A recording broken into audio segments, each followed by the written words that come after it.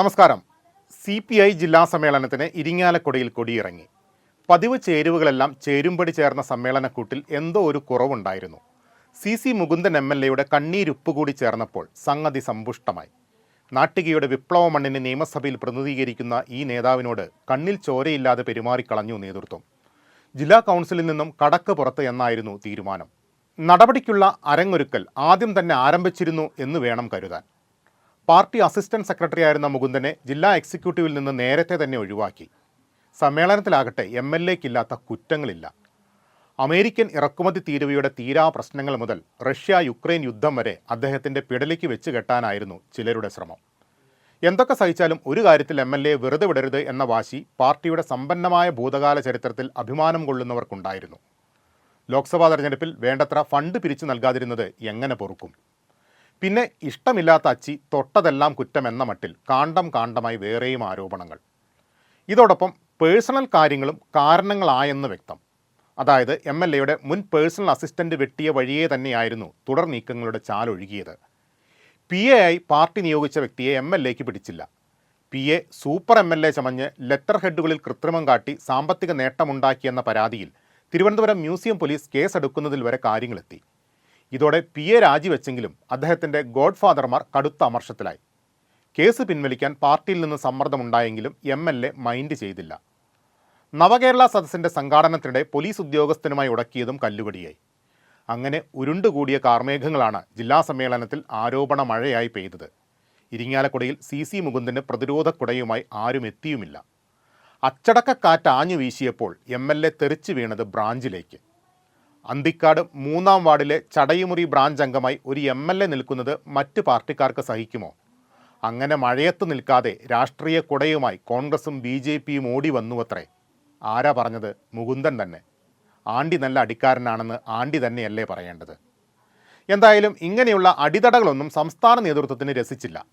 തിരുവനന്തപുരത്തേക്ക് വണ്ടി കയറുക തന്നെ രക്ഷ. MLA MN സ്മാരകത്തിലെത്തി നേതാക്കളുമായി കൂടിക്കാഴ്ച നടത്തി.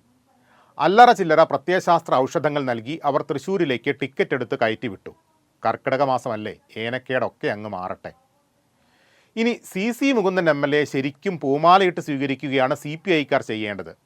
ഇരിങ്ങാലക്കുടയിൽ ഇങ്ങനെയൊരു സമ്മേളനം നടന്ന വിവരം 4 ആൾ അറിഞ്ഞതിൽ MLAക്കുള്ള പങ്ക് എങ്ങനെ തള്ളിക്കളയാനാകും? CPI സമ്മേളനത്തെക്കുറിച്ച് 4 വരി അച്ചുനിരത്താൻ പത്രങ്ങൾക്കും മൈക്കൊന്നുയർത്താൻ ചാനലുകൾക്കും വലിയ മടിയാണ്. നഗരം ചെഞ്ചോരച്ചേലടിഞ്ഞ റെഡ് വളണ്ടിയർ മാർച്ചോ ആയിരങ്ങൾ ആവേശത്തേരേറി അണിനിരുന്ന പ്രകടനമോ ഒന്നും കാണാൻ ഒരു മാധ്യമത്തിനും കണ്ണില്ല. സ്വന്തമായൊരു പത്രമുള്ളതുകൊണ്ട് സമാശ്വാസത്തിന് വകയുണ്ടെന്ന് മാത്രം. അതുപോരല്ലോ. അതുകൊണ്ട് വിമർശന കളമൊരുക്കിയുള്ള പ്രയോഗങ്ങൾ തന്നെ വേണ്ടി വന്നു. CPMനെയും മുഖ്യമന്ത്രിയെയും കണക്കിന് പറയാൻ നാവ് ധരിച്ചിരുന്നവർക്കുള്ള സുവർണാവസരമാണല്ലോ അടച്ചിട്ട സമ്മേളന ഹാൾ. ആവശ്യത്തിന് പറഞ്ഞ ശേഷം ആവശ്യം പോലെ മാധ്യമങ്ങൾക്ക് ചോർത്തുകയും ചെയ്യാം. നാവിൻ്റെ തരിപ്പും തീരും, വാർത്താക്ഷാമത്തിന് പരിഹാരവുമാകും. കടുത്ത പ്രയോഗങ്ങളുടെ കുടമാറ്റം ഇരിങ്ങാലക്കുടയിലും പൂർവാധികം ഭംഗിയായി നടന്നു. പിണറായി വിജയന് കമ്മ്യൂണിസ്റ്റ് ശൈലിയില്ലെന്ന് വരെ കണ്ടെത്തിക്കളഞ്ഞു ചിലർ. സംസ്ഥാന ഭരണത്തിൻ്റെ ഇഴകീറി പരിശോധനയിൽ CPI മന്ത്രിമാരെയും പ്രതിനിധികൾ നിർത്തിപ്പൊരിച്ചു. K രാജൻ മാത്രം വലിയ പരിക്കില്ലാതെ രക്ഷപ്പെട്ടു. പൂരം കലക്കി സുനിലേട്ടനെ തോൽപ്പിച്ചവർക്ക് എന്ത് ശിക്ഷ നൽകുമെന്നതിൽ അഭിപ്രായ വ്യത്യാസങ്ങളുണ്ടായി.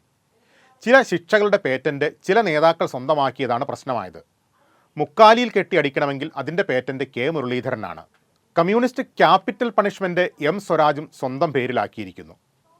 ഇതിനൊക്കെ പ്രതികാരം ചെയ്യാതടങ്ങുമോ പതിതരെ ഞങ്ങൾ തൻ പിന്മുറക്കാർ എന്ന വരികൾ ഉറക്കെ ചൊല്ലി ആ അധ്യായം തൽക്കാലം അടച്ചു. എന്തായാലും തർക്കമുയർന്നതോടെ കലക്കലുകാർ തൽക്കാലം തടി കൈശലാക്കിയെന്ന് പറഞ്ഞാൽ മതിയല്ലോ. കേരളത്തിന് ഒരു മുഖ്യമന്ത്രിയെ സംഭാവന ചെയ്ത പാർട്ടിയുടെ ജില്ലാ സമ്മേളനം അങ്ങനെ എല്ലാവിധ കമ്മ്യൂണിസ്റ്റ് ചിട്ടകളോടെയും സമംഗളം സമാപിച്ചു. കേരള രാഷ്ട്രീയത്തിൽ ഒരു കാലഘട്ടത്തിൽ നിറഞ്ഞു നിന്ന സൗമ്യതയുടെ ഇളം തെന്നലായി ജനമനസ്സുകളിൽ പടർന്നു കയറിയ മുൻ മുഖ്യമന്ത്രി PK വാസുദേവൻ നായരുടെ ഓർമ്മദിനം കൂടി ഇതോടൊപ്പം കടന്നുപോയി.